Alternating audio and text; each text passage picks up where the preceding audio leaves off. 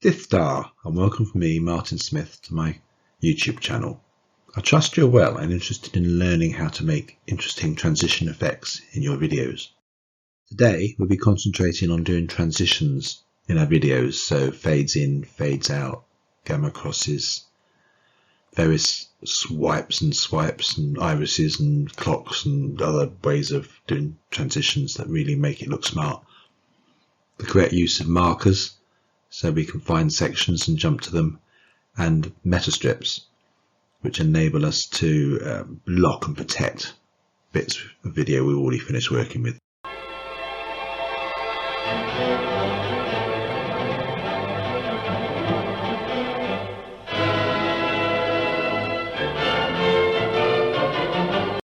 So last session we created this video file. If you remember, we started off with an introduction, then we go to my title sequence, we go to the how-to section. Later on we're going to zoom into this panel. That'll be next session. Create keyframes so our spaceship wobbles. Then we started rendering it out and we speeded that up and added a bit of background music. We also pulled in an image file and overlaid on top of that our spaceship, which next session will animate and wobble. And then when we finish that, we go to our end screen. So let's actually look at that file running. Fifth star, as they say in my part of the world, and welcome from me, Martin Smith, aka Cornish Grandad, to my YouTube channel. I trust you're well and interested in learning how to create a flying saucer animation.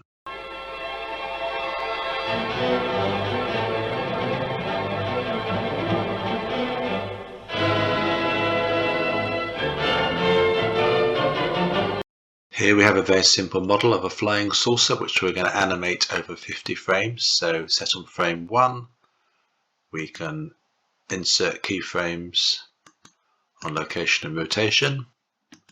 Set it to 25. We can give it a bit of a wobble on the X and a bit of wobble on the Y. And we can set Z to 2 full rotations. We can insert keyframes on that. Then we can take it up to frame 50. We can give it a slightly different wobble just to make it look as if it's flying. We'll give it another 2 full rotations and we can insert keyframes on that. And then we can render that out.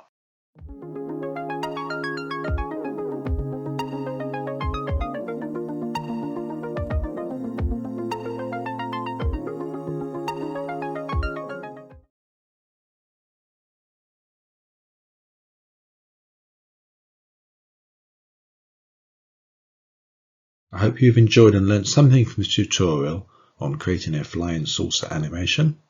If you have, then please subscribe and click like.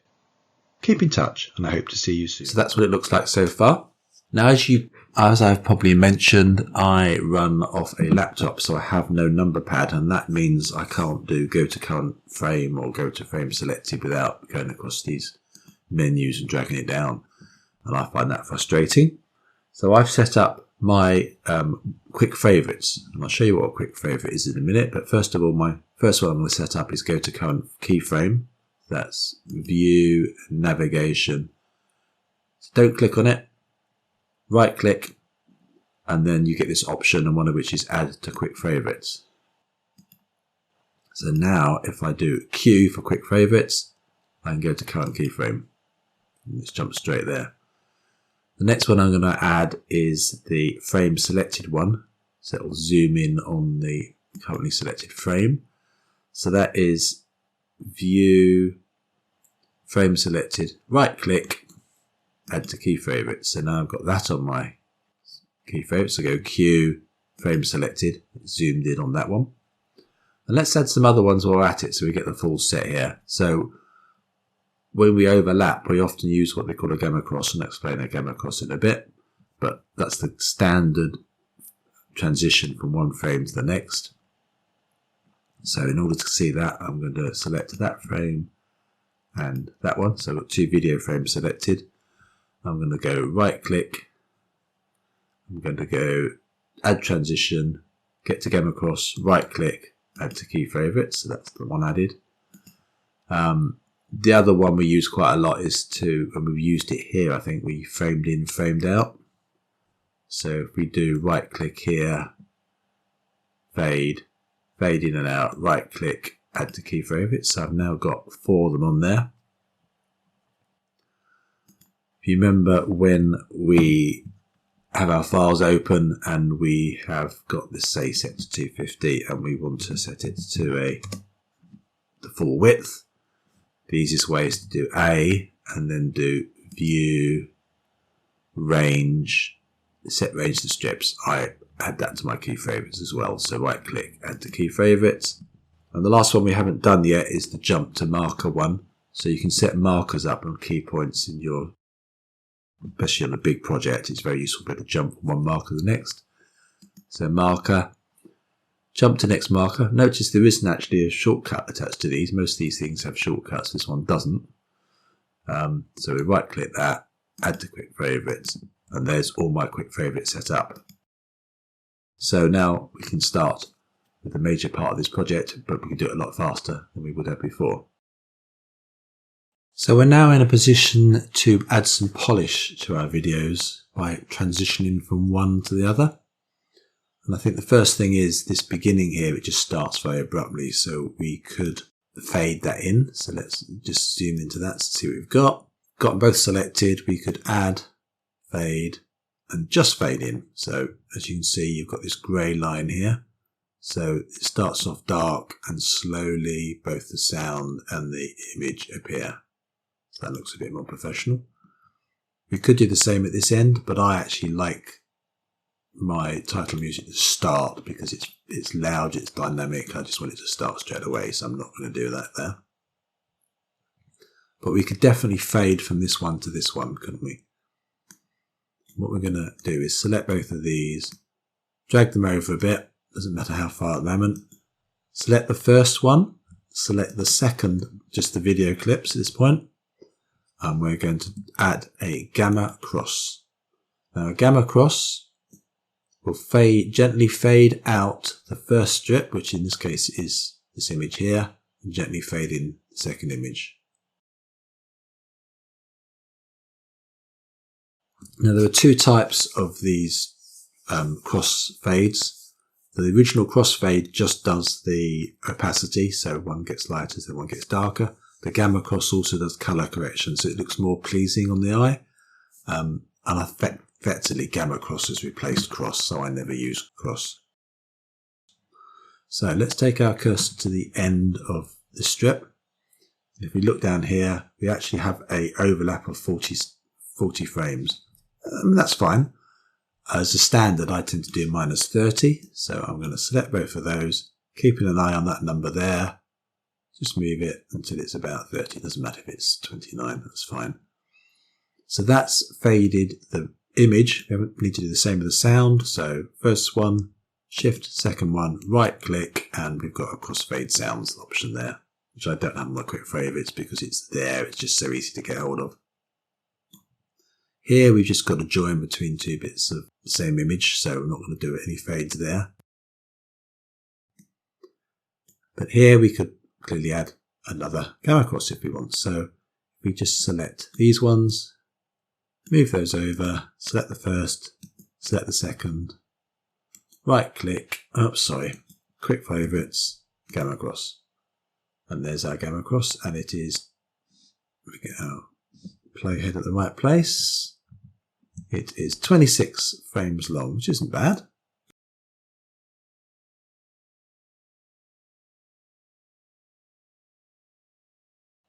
If we look at this, it does fade from one to the other, and it looks kind of okay, but actually I'm not really signifying the fact that this is speeded up, and I thought perhaps what we could do is we could put a colour bar in with some text on it that says it's been speeded up, so it's a bit clearer. So I'm going to delete that now, having just created it. I'm going to temporarily move these over here a little bit. Take my cursor to there, and I'm going to add a colour strip. There it is. It's black and it's 25 frames long, no doubt. There it is, 25 frames long. Let's make that 120 frames. That'd be 4 seconds. And let's move it up in the world. So I move it there, so it's above those. And I'm now going to move it back so that I've got a bit of an overlap. There we go, that's 25 frames, that'll do. Now we could do a gamma cross into this, but there's another transition we haven't tried yet, which we could look at. So let's click the first one, click the second. Oh, let's change the colour of this, apologies. Let's give it a bit of lighter colour. Grey is quite nice. We could give it a bit of colour. Alright, pale bluey grey, that's quite nice. We could use a gamma cross on here. However, there's a transition we haven't tried yet, so let's right click, go to add transition, and the one we're going to choose is wipe. And there's our 25 frame duration. So what wipe does, as you can see, is it wipes from top down. If I go to wipe and change the in to out, it's now wiping from bottom up. Okay, that's quite nice. It's a very sharp line between these two. You might want to blur it. You could go maximum blur, which is that, or part way, which is however you like. Leave it at that. What else have we got here? Well, we could change the angle. So we could blur from left to right if we wanted to, which might be quite nice, just transitioning from one to the other. We could use a double, which blurs from outside in, or we could change it from the other way around, inside out. Change that angle to, say, 90 degrees. There we go, we're blurring from left to right now. What else? I'll reset that to 0, I think. We also have an option here called iris. And that's blowing out from the middle out.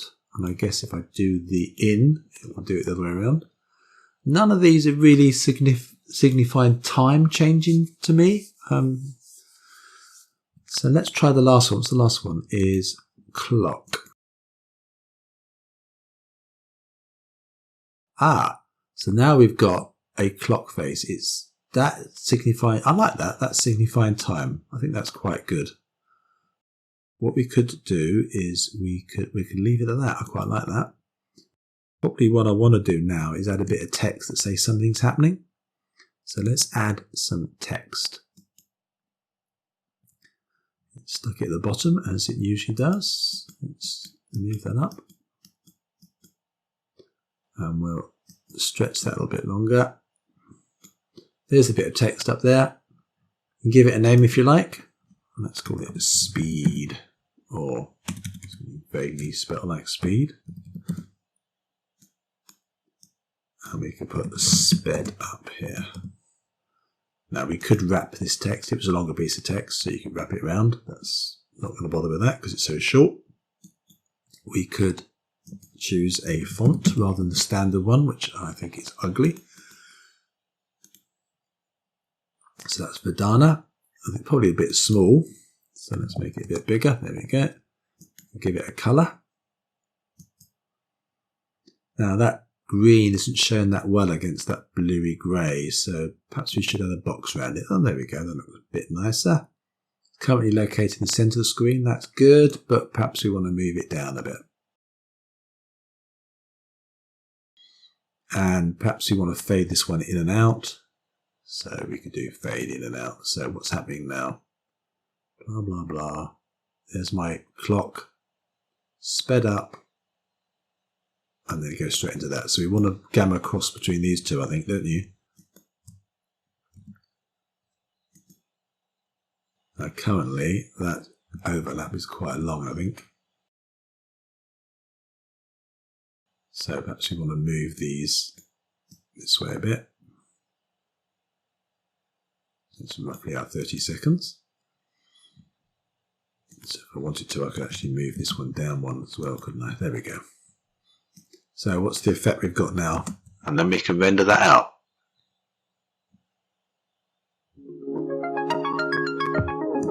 So we could probably do something similar at the back end here, couldn't we, but in reverse. So let's copy this strip here. So I can right click and duplicate that, and I can just slide that across to there.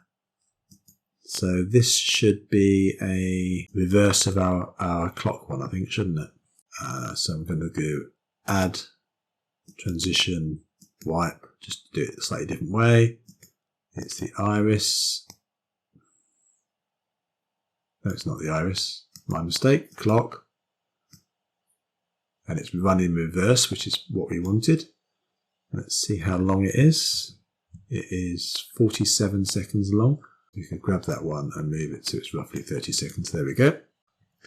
And we can duplicate this one. So we can right click duplicate, grab that, and if we overlap it slightly, we know it jumped to the right place. Everything else is correct on this one, except what is it, normal speed or something? I can't spell speed today. There we go. This is where we could actually, if we change this to 0.3, there we go. It's wrapped it for us just to show how to wrap. So now, I guess I want to take that, I want to tuck that under there. I'm going to do a gamma cross. Let's find out how long that is. 20 long. This would be interesting because if I go too far that way, it's going to, I'll tell you what I'm going to do is I am going to snap that along. Don't care how long it is, but it's about right. So now I'm going to fade into that, which is nice. And all I need to do now is just move these slightly that way. That looks about right. So, and now my timeline is slightly wrong. So if I select all and frame selected, I now have a polished video. Appropriate point to save that. Save as, I'll put a new increment on it. So that's video editing 3 now, just if I want to go back to the previous ones. So I'd like to now quickly cover off 3 areas. One is adding labels or markers, positions within our strips, so we can easily jump to them. Creating metastrips to bind those strips together, and locking strips. We'll jump to this section here, which is our title sequence. We can put a marker in here, so M for marker. Logically, it's given it a very natty name of F379. But to change that to something more sensible, you have to do Control M. I wish Blender would actually automatically bring up this rename marker thing, because I'm never going to leave it as F379. It doesn't mean a thing to me. So we could give this a name. Anything you like. Title sequence will do.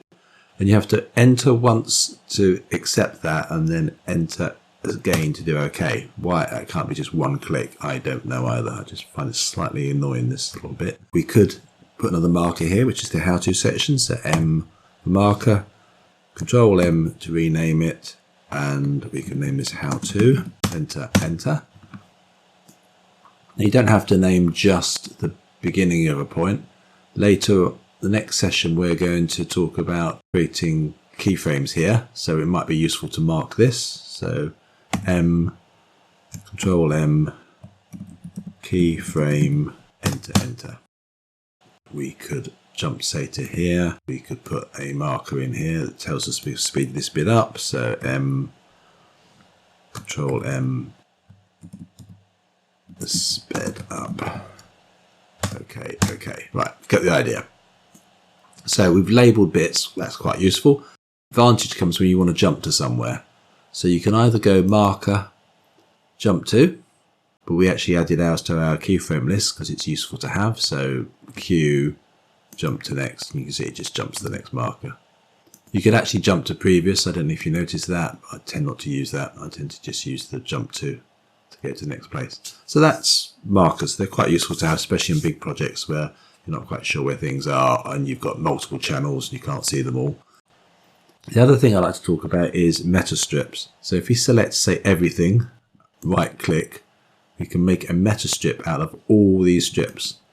And there's one strip taking up one channel rather than multiple channels, and it's got all the strips together. And the advantage is if I move this, it all moves as one go. I can't accidentally move part of it and leave another part. I can still actually edit strips, and some people prefer to work with metastrips. So if you hit the tab, if you've got it selected and hit the tab button, then you can see it looks slightly different. You've got a slightly different background, but basically you can edit all these strips as if they were not all bound together as in a metastrip. And when you finish doing your editing, you can tab out of it. So tab is a toggle button in and out. So I'll tab back in. Some people prefer working this way. They will immediately drop video and sound strips in, metastrip them so they can't accidentally move them separately, that kind of stuff. I think it's a matter of personal taste. There are some limitations in metastrip, so I'm going to unmetastrip this for a minute. There's an option there that says unmetastrip. So if, for example, logically, that's the only bit I'm going to change next session. So I could select all these, say, oh, I can't metastrip. Why can't I metastrip? I can't metastrip because that transition is linked to these. So it's actually saying I can't do it because of that. And if I do a Control G, which is the equivalent of doing the metastrip, it actually says, please select all related strips. It wants me to select those. If I select those, then I need to select those as well because they'll be metastripped to that. So if it did, for example, that, and tried to do Control G, it's got the same problem. But those are the bits I want unlocked. I can't really metastrip those bits and not those bits. So transitions do affect what you can and can't metastrip.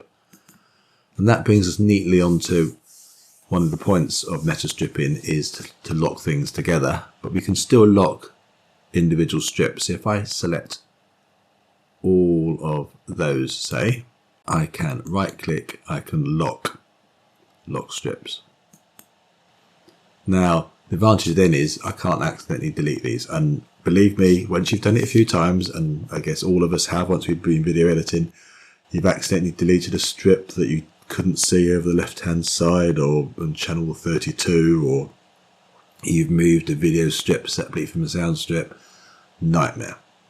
So it's quite good, particularly on big projects. This one's a bit simple to actually lock as you go along so you don't accidentally make mistakes. Now looked at transitioning from one to the other, and we've tried different transition effects. So we've used normal fade in, fade out, we've used gamma cross, and then we've looked at the wipe settings. What we're going to do in the next video is where we've started to frames up here, we're going to zoom into that whole panel, which is quite useful, and then we're just going to exploit that by animating this flying saucer so it starts off big and then zooms off in the distance as it fades away. I hope you've enjoyed and learned something improving your video clips.